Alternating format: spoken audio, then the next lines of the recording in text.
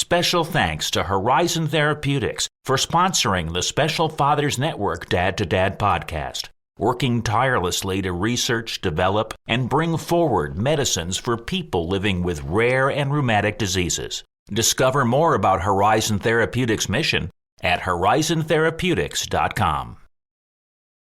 Love that you get to be a dad. Even when you don't feel it, love that you get this gift of being a dad. It goes by, I've interviewed so many guests who are, in a chapter of their kids are out of the house, and they all look back and say, I wish I would have turned some dials of intentionality to show my kids with my actions, my calendar, my time, my pursuit, my energy. I wish I would have turned those dials and told my kids more often how much I love them. That's Jeff Zaugg, a pastor, a fatherhood advocate, and host of the DadAwesome Podcast. We'll hear about Jeff's many passions, including his stressing the importance of being a good dad. That's all on this Special Fathers Network Dad to Dad Podcast. Here now is the host of the Dad to Dad Podcast and the founder of the Special Fathers Network, David Hirsch. Hi, and thanks for listening to the Special Fathers Network Dad to Dad Podcast presented by the Special Fathers Network, a dad-to-dad mentoring program for fathers raising children with special needs. Thank you to those who supported the 21st Century Dad's on a Ride 2023 campaign, which was a 3,000-plus mile bicycle race from Oceanside, California to Annapolis, Maryland. I was one of the 4 racers, and it took us 7 days, 19 hours, and 10 minutes to go from coast to coast. Special thanks to the following donors for contributing $1,000 or more. In alphabetical order, they are Ina Bird, Kim Duchessois, Jim Duran, Chaz Ebert, John Guido, Horizon Therapeutics, Scott Marcotte, Damian Navarro, Dick Reck, Barbara and Glenn Reed, Rotary Club of Chicago, Warren Rustan, Don Stadler, Nick Topicha Dolny, and UBS Financial Services. If you've not already contributed, please do so by visiting 21stcenturydads.org. Your tax-deductible contribution will help keep our programs free to all concerned. I would really appreciate your support. So let's hear now this intriguing conversation between Jeff Zaugg and David Hirsch. I'm thrilled to be talking today with Jeff Zaugg of Minneapolis, Minnesota, father of 4 young girls, founder of Fathers for the Fatherless, and host of the DadAwesome Podcast. Jeff, thank you for taking the time to do an interview for the Special Fathers Network Dad to Dad Podcast. David, I've been excited since we first met like 6 months ago. So thank you. It's an honor to be a part of this conversation. You and your wife, Michelle, have been married for 17 years and are the proud parents of 4 daughters, Kiva, 9, Ruthie, 6, Raya, 4, and Zara, 2. Let's start with some background. Where did you grow up? Tell me something about your family. Yeah, so I grew up not far from where you're at, so Rockford, Illinois. And I describe myself as a Midwest mutt, 9 or 10 years northern Illinois, then northern Wisconsin, Eagle River, which is about as far north as you can go before you hit the upper peninsula of Michigan. I was there for about 8 or 9 years till I went to college. And then I've been for 20 years now in the Twin Cities of Minnesota. From Illinois, but I've kind of lived in those 3 states, as maybe we'll get to later. But I've been living in an RV for the past 2 years, traveling the country, which is another part of the craziness. But yeah, from Illinois, and grateful for the stories. I was homeschooled growing up, so we had adventures. We'd get our schoolwork done by like 11 a.m., and then it's adventure time, and we had a lot of those as kids. So you said we. Did you have siblings when you were growing up? Yeah, I'm the second oldest. There was 4 of us. There's 4 of us in the family. And I love my siblings. The 4 of us got into some trouble, but also really we grew and learned a lot from one another. That's awesome. So I'm sort of curious to know, what did your dad do for a living? He ran his own business, general contractor. So he, in Illinois, had 3 crews, owned a bunch of heavy equipment, built houses from the, doing the foundation work all the way through, selling them. So he ran that business. And then the reason we left Illinois was he bought 25 acres of land and we built a resort as a family. And by built as a family, $2 per hour is what he paid us kids to. And I joke about, we could stuff insulation in the cracks, these really small cracks of these, beautiful chalet cabins up on the lake in northern Wisconsin. And actually the first hour we didn't get paid for. That was part of homeschool, the first hour. And then we got $2 an hour after that. Sounds like your dad had a formula and it worked. It did. And if I remember the story, he packed it in, left Rockford, bought this property. It was a big risk. right? Moving this young family. It was. And, starting a new venture. Yeah, my dad's family was all from Northern Illinois, Rockford. My mom's family was all from there. We had a wonderful kind of neighborhood, friend circle, church, homeschool group. And it was a huge risk going about a 5-hour drive north to Wisconsin, an abandoned Jewish boys camp that was abandoned for 20 years. So the cabins are all, fallen in. And I mean, those first 6 or 7 summers, we lived in basically a shack and rented a porta potty while we rented out the cabins. We'd move out of our house and live and camp and bathe in the lake and cook over the fire. I mean, it was a great story, but it was a huge risk financially to start from scratch with a Northwoods resort. And it had become known as the Zaug's Resort. That's right. That's right. Does it still exist? So we sold a couple years ago after my dad passed away. We sold the majority of the cabins. It was a perfect timing for an exit. My mom kept the lodge, which is the largest of the homes. And she actually right now, she rents the lodge for 6 weeks every summer while she travels from family to family and bounces all over the place, which is pretty amazing. We love, we get our 1 week with her, actually a little more than that she comes and lives with us. So yeah, we still have the property up there, but we don't own, it was 7 properties. Now we own just the one up there. Gotcha. Anyway, thanks for sharing. Very interesting. So I'm sort of curious now, how would you describe your relationship with your dad? Yeah, my dad showed great love for all of us kids. He loved Jesus, led us in his faith, led us into learning about hard work. He wasn't involved at all with our homeschool, except for the work aspect of homeschool. My mom did the homeschooling. He was an athlete. He was a hard charger, so he pushed us. I learned to barefoot water ski when I was 9 years old. That's because my dad, right? And those falls were hard as a little 9-year-old, falling at 42 miles an hour on the ski boat. He did show more love for us kids when we succeeded. So when I had a good shooting percentage in a basketball game, when our soccer team did well, when I scored a hat trick on the ice in hockey, he showed more love to us when we succeeded. And that was a challenge growing up, to try to earn love from your dad. But man, he divvied out a lot of love because us kids succeeded a lot. He was all about the family, but he worked very hard. But then we worked hard as a family and we played hard. So it was a great relationship. But yeah, some difficult moments in there. But overall, so much love, so much respect. I am a dreamer today because my dad was a dreamer and took courageous steps towards his dreams. So he inspired me. Well, in addition to the love for Jesus, the work ethic, the risk-taking, if you want to call it that, are there any other important takeaways, lessons learned from your dad that you've tried to incorporate into your own fathering? Yeah, he would look out for the person that was down and out. So from the guys that he hired for his crews to the way he cared for neighbors or the person that lived at the other end of the lake that was a single mom, to he would build a deck for someone and not charge them for his time. He did care deeply for those who were in a hard place or those that just needed a little lift. He would show way more than normal care, using his construction skills, using his hard work, sharing what he had as far as taking people water skiing. So yeah, that was part of who he was. I know he smiles down today from heaven because he passed away a few years ago, as I mentioned. When I live into that side of really looking out for not the convenient path, but maybe showing an extra bit of love for people along the way and kindness and generosity. Those are things that are true about my dad.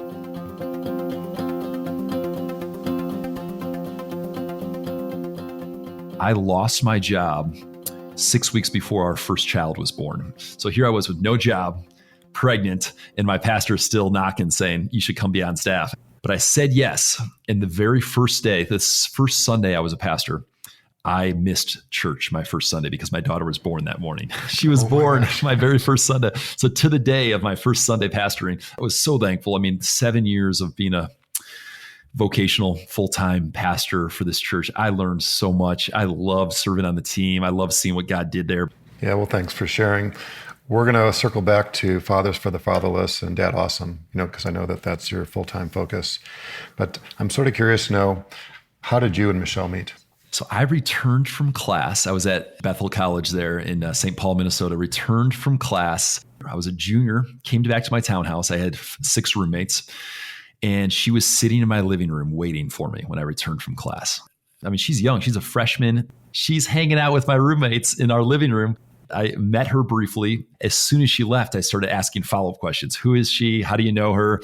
Who is she dating? And within a week, I had a first date with her. So I turned down my research and development. How do I research about her and develop a plan, right?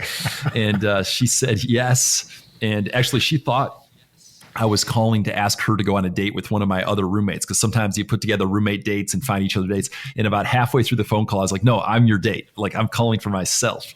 And so we waited about a year after that till we started, dating. It was just a one-time date. And then I met her a couple other times before I was out of the country in Australia for a bit. And anyways, that's how we met, though. Long story.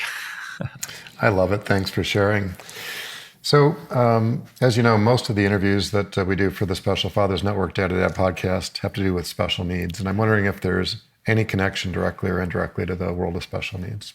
Yeah, thanks. Thank you for this work. And to the dads listening, like, my heart and my just the amount that I'm moved by every time any dad just brings their full heart to being a dad, I'm moved. But when I hear stories, when I see dads that are walking a journey, an unexpected journey with just different challenges than maybe they expected when they first got married and thought about having kids, I just I get emotional thinking about the love that I see poured out, the unconditional love. And so I was a kids pastor for 3 of those years, children's pastor, hundreds and hundreds of kids. And I just got to see week over week moments in the hallways of our kids ministry at this church, moments of dads down on a knee, looking right into the eye of their kid who's having a hard time. And some of these families, I won't mention their names now, but I just was so impressed, so moved. I'm almost crying right now thinking about the love that I saw poured out. And most of these moments were moments with kids that were on a different journey as far as special needs. And I saw a dad that just showed such love and such care. And I'm like, I just want to be more like you. Yeah, well, thanks for sharing. And some people think that, it's a bad thing to have a child with special needs, right? It's not something I would ask for. I think when you get to know people who have typical and atypical kids, every child is a blessing. And our role as parents is to try to figure out how to help them reach their full potential, whatever their gifts are, right? Some kids are verbal, some kids are nonverbal. Some kids have physical challenges, some kids don't. Yes. Some kids have intellectual challenges, some don't. And, that's sort of the beauty of it, right? We're all different, right? We don't all look the same. We don't all think the same.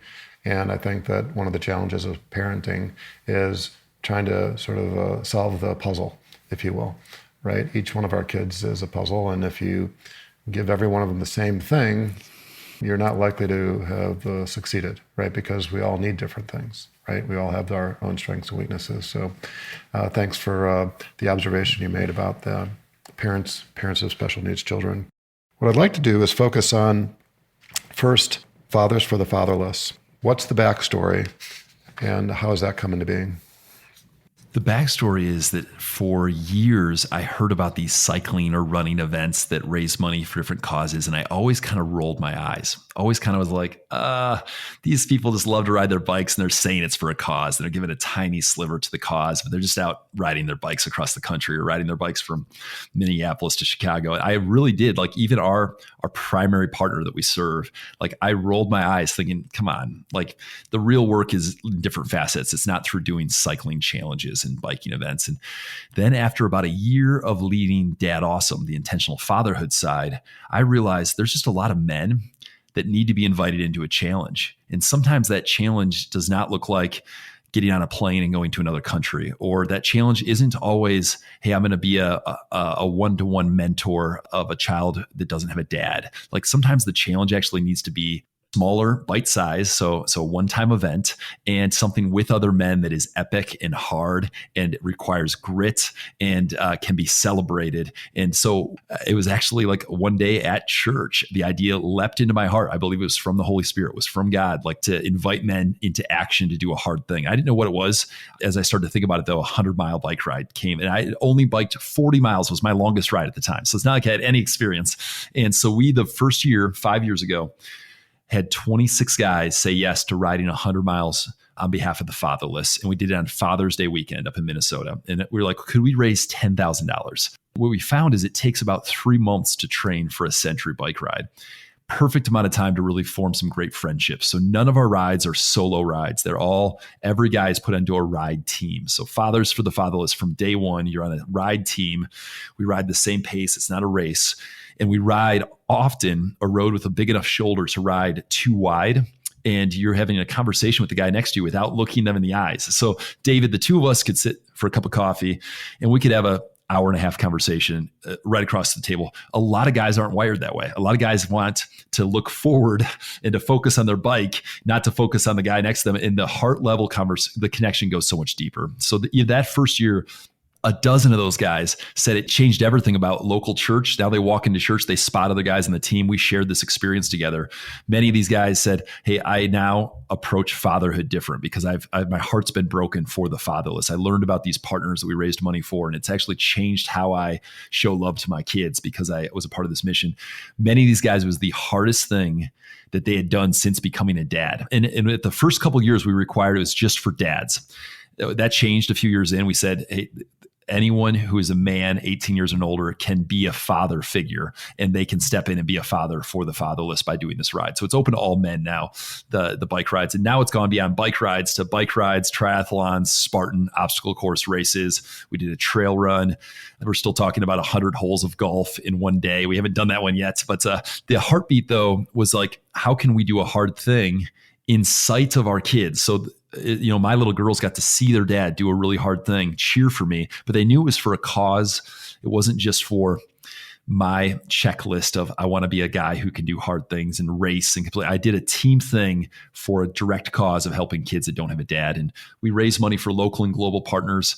And we've averaged about $1,000 per participant for the last 5 years, which is, I don't know exactly the averages for other, fundraising type bike rides, this or that, but I know it's remarkable the generosity of our community. And we've raised now over $750,000 for these causes because of bike rides, which is wild. And that's taken our family into an RV all around the country because we do rides in all over the country now. You've covered so much ground. I have to go back and dissect this. Yeah. First of all, you know that I have a passion for endurance bike riding. Right. So birds of the same feather. I can really relate to a lot of the things that you're talking about. Who are the partners, right? You've raised a lot of money. Mm-hmm. Who are the beneficiary organizations? Well, let me sidestep. David, I don't share a passion with you for endurance bike rides. I don't. I did a double century, one of those bike rides, a couple guys, we rode it back. We did the century twice in a row one day, and I couldn't feel my toes for a month. Like I do, I care so much for the partners that I do this. I never worn spandex in my life. I never worn clip-in bike shoes in my life. So this is a brand new territory. I still get nervous when I get a flat tire. I've done like 13 century rides now. I feel like a little kid. I'm going to fail at this, swapping a tire out. So I'm still a rookie in the cycling world, but we care so deeply for our partners. So we have a fixed global partner, venture.org, the ministry Venture, the nonprofit. They've been doing work for 20 years. Their focus is in Southeast Asia. Without naming all the countries, they're in the spots. They're the hardest places in the world as far as living conditions. They have the least funding going to these nations of any places. When you look at Christian giving and generosity and benevolence, the least dollars are going to these countries, and they're the least reached with the gospel of people knowing about Jesus. So they take those three factors, and that's how they've honed in on their 7 countries they serve. And a few of the countries we can't even mention because it's in secret, the work we do. But we give to specifically these orphanages that are helping kids that God is their heavenly Father, and these kids are loved, and they're loved by the people who work at these places. But it's food, shelter, education, protection. That's the global partner through venture.org. And then our local partners, our local leadership teams prayerfully decide where those dollars are going. And in Minnesota, our largest flagship event, the Real Hope Project, is our partner. There's 10,000 kids in the foster care system in Minnesota, and 1,000 of them, the parental rights have been terminated because they are wards of the state. There's no family member to go back to. And we help those kids find forever homes through the Real Hope Project. Creates video reels, three-minute little videos that shares their stories. I've learned adoptive parents are not allowed to meet the kids until they've committed to adopt the kids, because it's just too traumatic for kids to meet, to kind of go on a date with a family they might get adopted to. So they're not allowed to meet until they make a commitment. And these kids' files are horrific. If you read the paper files of what's happened to these kids and what's happened, so these videos are a beautiful supplement in the process. So now these families can see the very best sides of these kids, their stories, their interests, their passions, their hearts, their eyes are sparkling.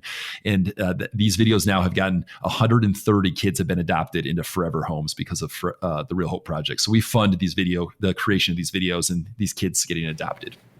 That is awesome. And it sounds a lot like a local organization here in the Chicago area called Let It Be Us. Mm-hmm. There was a woman, a neighbor, a friend, a decade ago. She's a photographer. That was what her occupation was. And she asked me to go to breakfast. And she said, I've got this idea. We need to create visibility for these kids in the foster care system in Illinois, right? Because, people are unaware of who they are. And, it just seems like vague, right? That, there's this massive amount of humanity, these thousands and thousands of young kids in the foster care system. I want to take my skills, my photography skills, and take pictures. Wow. And then the Department of Human Services in the state of Illinois said, hey, we're not taking pictures of young kids and putting them out there for people to see, right? They're already vulnerable enough, right? That was the first reaction the Department of Human Services had in Illinois. And then one thing changed, another thing changed, and all of a sudden, they've helped, give visibility through photography and images like you were talking about, whether it's videos or otherwise. And hundreds of kids have found forever homes as a result of the Let It Be Us organization. So, yes, whenever I hear a story like the one you were just talking about with the Real Hope Project, I'm like, that is incredible, right? That these kids, not by any choice of their own in most cases, but just through the circumstances that the adults in their lives made, they've been abandoned, right? All but abandoned. And I think it's amazing, some of the void or gaps that you're able to fill with the work that you're doing. We're so grateful. The side benefits of these 100-mile bike rides, there's the friendships formed, as I've already mentioned. There's strength, being strong, doing resilient things that require resilience, having grit, like it makes us better in all the other spheres, right? So you start adding and stacking these different reasons that people would do a ride, and it's felt needs. Different things pull different guys in. Some people, they want to put on Instagram that they did a 100-mile ride for a great cause, and that's okay. If they want to show off and say they did this thing, like there's all kinds of ways that let people dip their toe into the shallow end of the pool. But after 3 months of training and after a 100-mile bike ride, you are changed. It changes us, and some of these people are now learning about these partners, and it's changing the trajectory of their families. We don't have any direct yet knowledge of someone adopting a child who did a bike ride and learned about it, but that's coming. That's only coming. Yeah, absolutely. So venture.org, Real Hope Project there in Minnesota. Any other partners that you want to shine a light on? Yeah, and the Real Hope Project actually is now in like 5 states. So you can, I don't know their website off the top of my head, but they're amazing. You can just Google and find them. We have different partners at all of our different events. So we've had 13 plus events. One other that I would just mention, there's a crisis pregnancy center doing a program for dads. And these dads have the courage to go get help and to choose the life of this child, this baby, and to choose to be a dad in their life. So it's just like this beautiful story. They have a program that provides life coaching to these young rookie dads, where these dads will write a vision statement for their fatherhood and put it on the wall. It's like a plaque that they put on the wall, and they've trained through, again, one-on-one life coaching. It's amazing. Always Intentional Man. AIM is the name of that organization. I can get you the link for your show notes. They're only in a few crisis pregnancy centers now, but I believe they're going to be in hundreds of crisis pregnancy centers, a program for young dads. And so we got to help raise money to hire one of their Spanish-speaking life coaches. And it's remarkable the work they're doing. So there's so many bright spots to this story. Very grateful. Yeah, well, thanks for sharing. Always Intentional Man. I've done some work with teen fathers, right? That's what we're talking about. Yeah. These young men who become fathers in some cases inadvertently as teenagers. There's a soft spot in my heart for serving these young dads because they're not adults themselves. They're just kids. The male brain is, estimated not to be fully formed until age 25. If you ask my wife, she was probably thinking it was probably age 50 or older. But the point is, they're barely able to make decisions for themselves, let alone accept the responsibility of, caring for, a child or children or, another adult for that matter. So anyway, my hat's off to you. That gives us a good understanding about what's going on with Fathers for the Fatherless. There's bike rides, there's triathlons, there's these events in various different locations coming up in the Twin Cities in Minnesota and White Plains, New York, and St. Michael, Minnesota, and Dallas, Texas, Oceanside, California. We'll try to include some of that information in the show notes so it'll make it as easy as possible for people to plug in or learn more about what you're doing. So let's shift gears and talk about your intentional fatherhood efforts under the banner of DadAwesome. So let's just get this straight. What does the phrase DadAwesome mean or not mean? Yeah, thank you for asking. Often I feel dad average. Often I feel dad awful. This pretty often. I got 4 little girls. Dad angry is a real emotion sometimes, being dad angry. DadAwesome is a direction. It's not an arrival point. So DadAwesome is to say, you know what? It's a gift to be a dad. And I'm going to bring my full heart. And I'm going to make sure my kids know that I love being their dad. That is DadAwesome. It's funny, dude perfect, right? Dude perfect. It's certainly not dad perfect. DadAwesome is not dad perfect. It's a direction, but it's also a decision. Like, I am pursuing this pathway of becoming DadAwesome. And that is a forever until I go to heaven someday as, who knows, a 91-year-old, whatever age. It is a pursuit. Being a great father takes a massive amount of courage. Instead of being an amazing leader and a decent dad, I want to be an amazing dad and a decent leader. The oldest dad in the world gave you this assignment, which means you must be ready for it. As a dad, I get on my knees and I fight for my kids. Let us be those dads who stop the generational pass down of trauma. I want encounters with God where he teaches me what to do with my kids. I know I'm going to be an awesome dad because I'm going to give it my all. Welcome back to DadAwesome. My name is Jeff Zaugg, and today, episode 282, we're headed into Father's Day. Almost 300 episodes of this thing. I'm learning so much. My heart is growing to want to learn and want to implement what I'm learning. And the idea of doing DadAwesome and making this a 5+ year journey, I told my girls from day one, if this is ever counter helpful on the home front, you hit the eject button and I'll do something else. So they have agreed year after year that DadAwesome, me leading this movement, is helpful on the home front. But year over year, I've realized how much I have to grow. So I feel like I've given 5-6 years to this. I need to give another 20 years before I'm going to at all feel like I've crested any kind of success. It's a long game. It's the long game is the dad life. Yeah, well, I love it. I went back, I listened to the first interview, and then I think one of the more touching interviews that you've recorded is episode 101, entitled Another Day in Paradise. And it was a tribute to your dad, Chuck, who, if I remember correctly, had died literally the day before.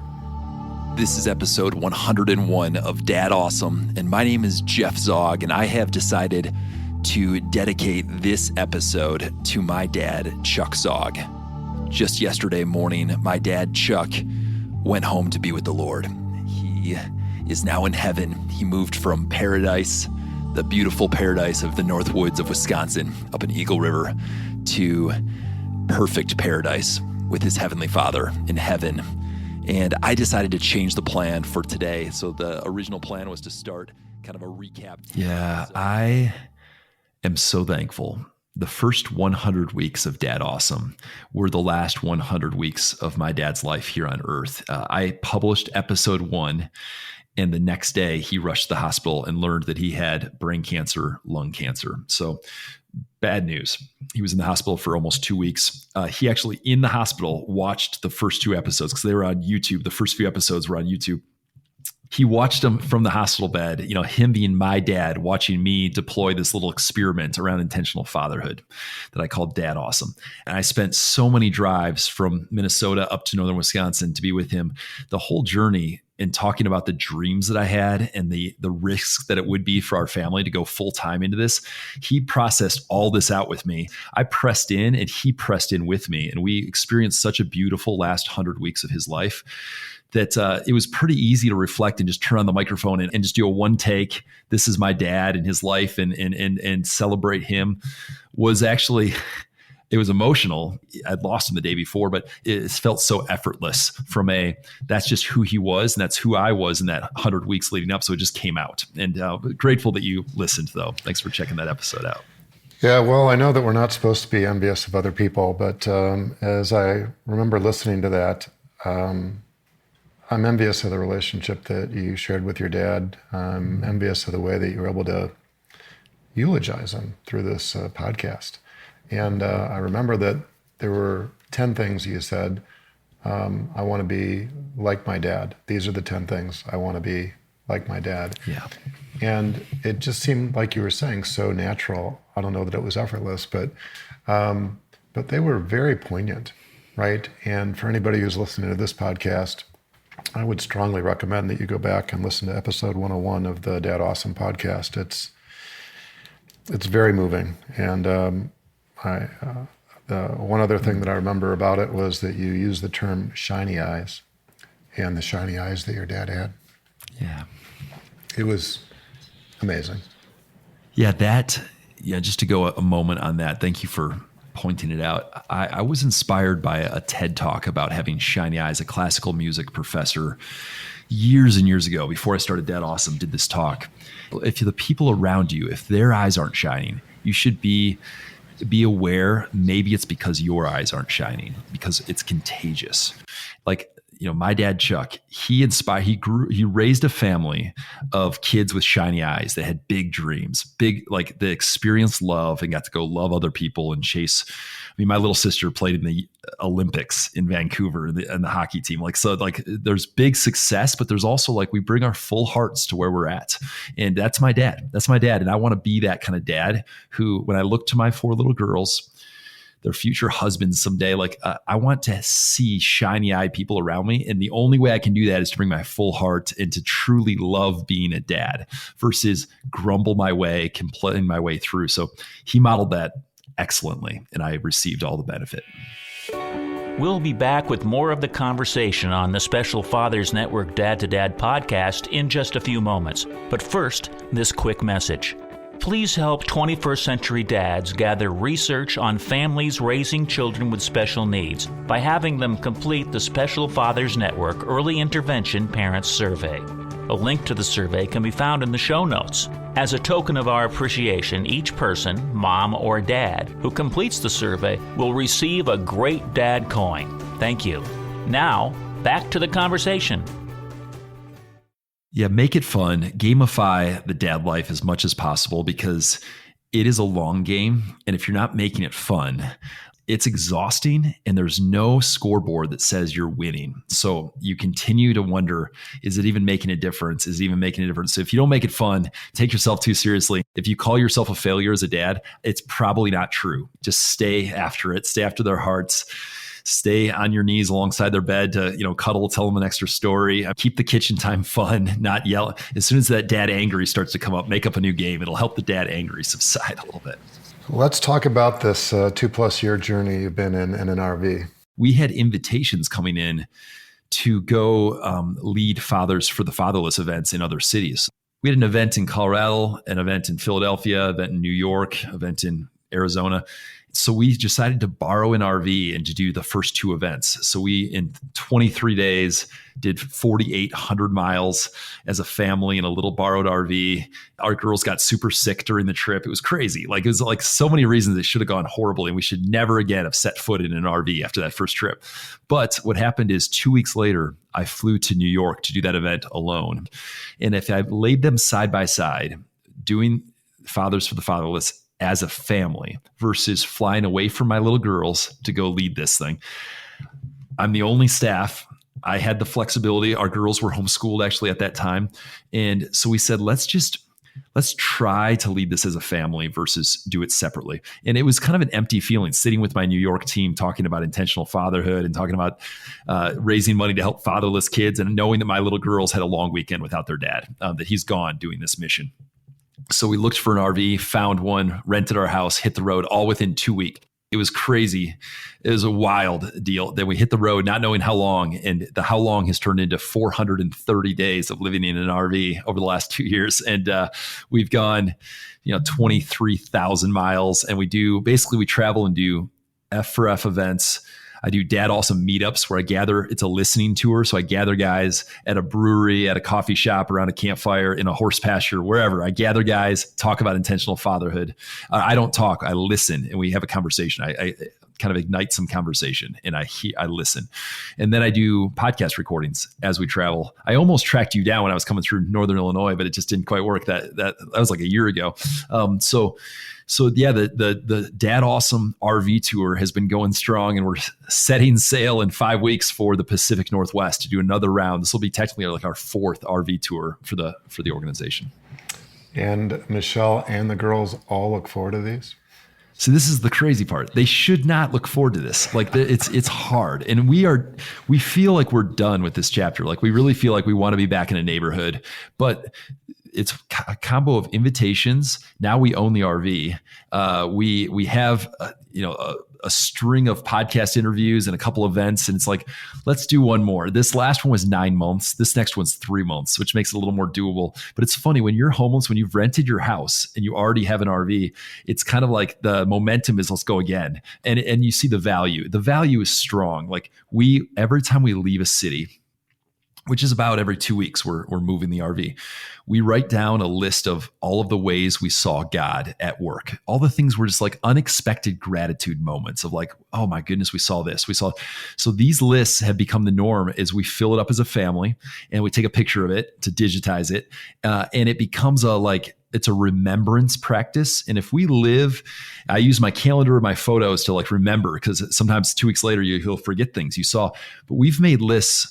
Some of them, though, from Southern California, we were there 5 weeks. There was over 80 things on this list. It's like 2 a day. Like 2 things a day are happening that were like unexpected. We got invited to this house for dinner. Hey, the RV broke down. This happened. Ants took over the RV, but then this person helped with this. And it's just like wild. The amount of moments of, look what God did. He provided. He made a way. Like, so we've lived our life in a posture of, we're in over our heads, and it shouldn't make sense to keep going, but we keep seeing so many ways that God's provided for us that we just keep going. Yeah, well, it's a very unique experience. My wife is not an RV wife. She'll joke and say that'll be with your second wife. Oh, no. Yeah. That's not the only thing she said that about. There's a list of about 20 or 30 things. You just got to know that list and stay away from it. Yeah. One of our sons, our younger son, Charlie, and then his girlfriend, now fiance, bought an RV right at the beginning of the pandemic, went on the road for 9 months, had such a good experience. They bought a second RV, fixed it up, and they're just like, they're the RV life. They just can't get enough of it. And, I admire you for putting yourself out there, trying to reconcile your interest in addressing the issue of father absence, encouraging dads to be more present physically, emotionally, and spiritually in their families' lives or kids' lives. And then, recognizing that if you're going to be true to yourself, true to your family, that you need to be doing these things simultaneously. You can't just say, hey, I'm going to be gone for a week or a month at a time doing this important work, and, I'll check in with you. You're doing it together, and you've somehow found a way to do that. And I admire the commitment that you make, that Michelle makes, and the memorable experiences that you're creating for these young, impressionable girls of yours. But I can't help but to believe that as they get bigger, it's going to become more claustrophobic, right? Because the RV is not getting bigger, but the family is growing.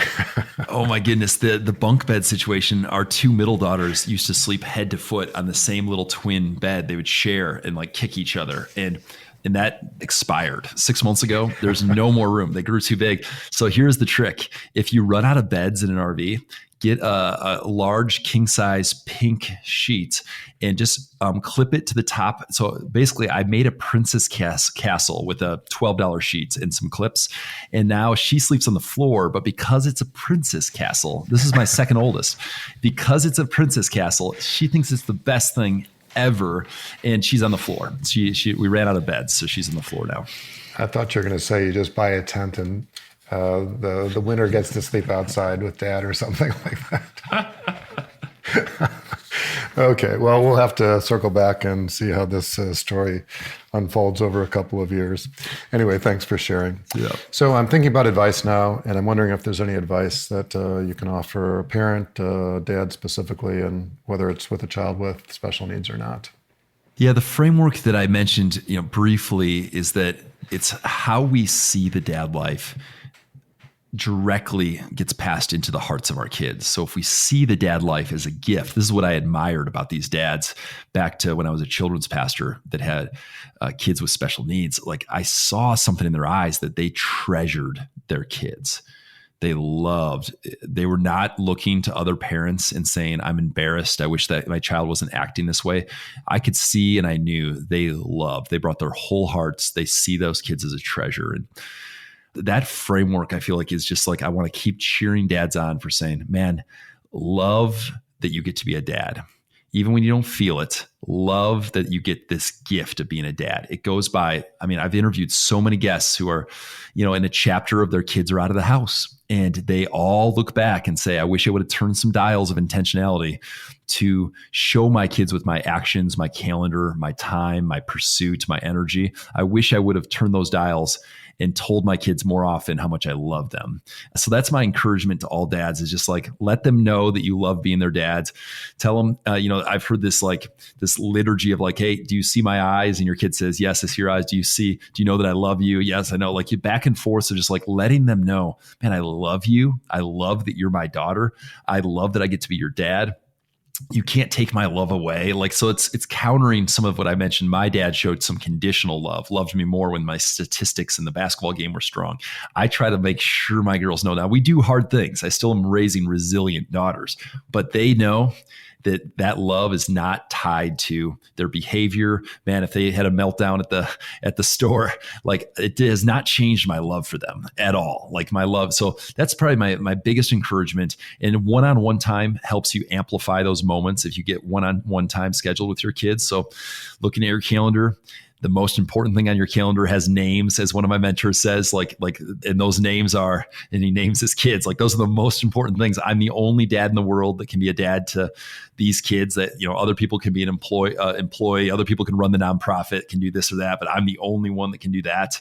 So these are the things that are like top of mind. I don't think it's possible to keep bringing our whole hearts to our fatherhood journey alone. So brotherhood, friendships, people you can call on your worst day. I've got a guy that I'm doing 14 straight days. We're doing a phone call every day right now around a challenge. So I'm like, hey, it doesn't take long. Most of those calls are 5 to 7 minutes, but I'm calling him every day to check in on this goal, this like 14-day jump start in an area. So like we need those kind of friendships. Like who's in your foxhole with you? Who's your brother that's like pushing you, cycling without someone to draft from? If I have someone to draft with, it's like a 14-mile-an-hour effort and I'm going 18 miles an hour because of the draft, right? You know how this works. Like it's amazing. And the more the better. You can't have limitless friends, but man, I call it +3. Do you have 3 other dads that are just going after the same trajectory, same journey, same intentionality? Man, that's a gift. So if you don't have them, go out for a bike ride and find those friends. Yeah, great advice. Thank you. I'm wondering if there's anything else you'd like to say before we wrap up. Maybe my last, and this comes off the friendship piece, I think too many dads are on the sidelines saying, I'm struggling, I'm barely making it, so I can't help encourage other dads.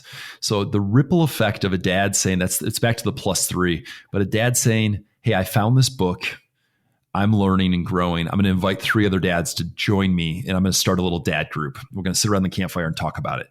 Like very few dads are stepping into leadership to help in the topic of intentional fatherhood, because we all feel like we're screwing up and we all feel tired and exhausted. And we all feel like, well, who am I to lead a group around intentional fatherhood? And I say, throw that out the door. Like we need guys that just say +3, I'm going to grow. And I'm going to grow by gathering other dads. And we just need more of that. Like the cascading effect of a dad who says, I'm going to find a book on fatherhood or a podcast. And I'm going to grow, pull some guys together to sit at a Panera Bread and talk about it. Like it's like not rocket science, but very few guys. I think 1% for my gathering of men around the country. I think 1% of dads take initiative to be a leader in the intentional fatherhood space. And we need more than 1% to have a cascading effect to help kids and families be strengthened. And so that's why I admire you, David, is you're clearly in the 1% and you've given decades to it. It's just not common. Yeah, well, you're onto something. I don't think I thought of myself as like an extraordinary dad. I just wanted to be a better dad than I experienced with my own dad. And from my perspective, it had to do with breaking the cycle of father absence. Yes. I had mentioned that I was a little bit envious of the way you described your relationship with your dad and how you admired him and wanted to be more like him. You know, I can't say that. I'm not proud of that. But, you know, the pendulum swung pretty wide in one direction, and maybe I've overcompensated a little bit in my own experience as a father.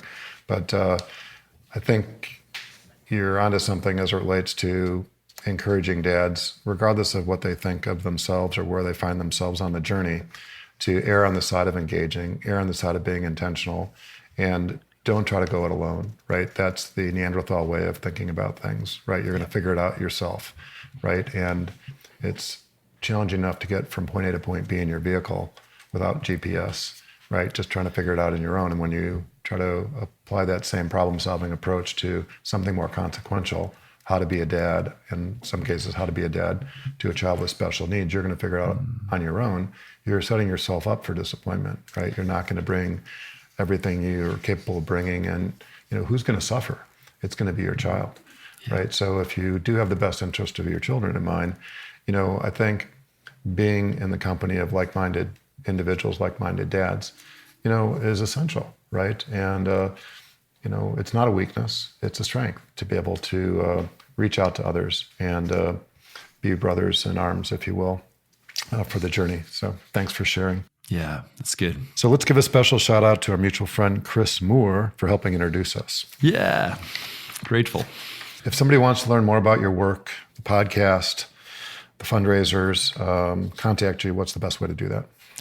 Yeah, the websites are easy to find, but Instagram has been a more active place that we post updates. So at DadAwesome on Instagram, at Fathers for the Fatherless, all spelled out. Those two Instagram handles are a great spot, just ongoing updates and videos and content. I'll be sure to include that, as well as the website, your email, your LinkedIn profile, information on venture.org and Real Hope Project and the show notes. It'll make it as easy as possible for people to follow up. Thank you again, David. Really appreciate you. Jeff, thank you for your time and many insights. As a reminder, Jeff's one of the dads who's part of the Special Fathers Network, a mentoring program for fathers raising children with special needs. If you'd like to be a mentor father or are seeking advice from a mentor father with a similar situation to your own, please go to 21stcenturydads.org. Thank you for listening to the latest episode of the Special Fathers Network Dad to Dad podcast. I hope you enjoyed the conversation as much as I did. As you probably know, the 21st Century Dads Foundation is a 501c3 not-for-profit organization, which means we need your help to keep our content free to all concerned. Would you please consider making a tax-deductible contribution? I would really appreciate your support. Jeff, thanks again. Thanks so much. And thank you for listening to the Special Fathers Network Dad to Dad podcast. The Special Fathers Network is a dad-to-dad mentoring program for fathers raising children with special needs. Through our personalized matching process, new fathers with special needs children match up with mentor fathers in a similar situation. It's a great way for dads to support other dads. To find out more, go to 21stcenturydads.org. And if you're a dad looking for help or would like to offer help, we would be honored to have you join our closed Facebook group. Please go to facebook.com/groups and search Dad to Dad. Lastly, we're always looking to share interesting stories. If you'd like to share your story or know of a compelling story, please send an email to david@21stcenturydads.org. The Special Fathers Network Dad to Dad podcast was produced by me, Tom Couch. Thanks again to Horizon Therapeutics, who believe that science and compassion must work together to transform lives. That's why they work tirelessly to research, develop, and bring forward medicines for people living with rare and rheumatic diseases. Discover more about Horizon Therapeutics at horizontherapeutics.com.